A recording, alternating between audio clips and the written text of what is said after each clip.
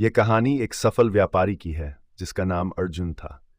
अर्जुन के पास धन, संपत्ति और वैभव की कोई कमी नहीं थी। उसने अपने जीवन में बहुत कुछ हासिल किया था, लेकिन फिर भी उसके मन में एक खालीपन था। उसे हमेशा ऐसा लगता था कि उसकी जीवन में कुछ कमी है। वह सोचता था कि अगर वह और अधिक धन कमा ले तो वह खुश रह सकेगा। एक दिन अर्जुन को पता चला कि एक महान संत उसके गांव में आए हुए हैं। संत का नाम महात्मा ऋषि था, जो अपनी ज्ञान और बुद्धिमत्ता के लिए प्रसिद्ध थे। अर्जुन ने सोचा कि वह महात्मा ऋषि से मिलकर अपने जीवन के उस खालीपन को दूर करने का उपाय पूछेगा।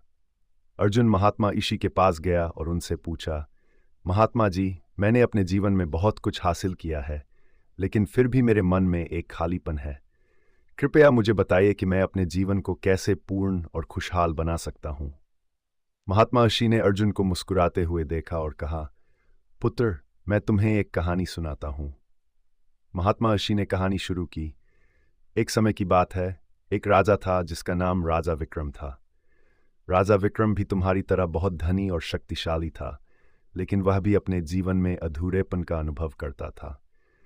एक दिन राजा विक्रम अपने राज्य के एक संत के पास गया और उनसे अपने अधूरेपन का कारण पूछा। संत ने राजा विक्रम से कहा, महाराज, मैं आपको एक उपहार देना चाहता हूँ। यह एक विशेष घड़ी है। इस घड़ी में एक विशेष गुण है। यह हर घंटे पर एक घंटी बजाएगी और आपको याद दिलाएगी कि आपका एक और घंटा बीत गया है।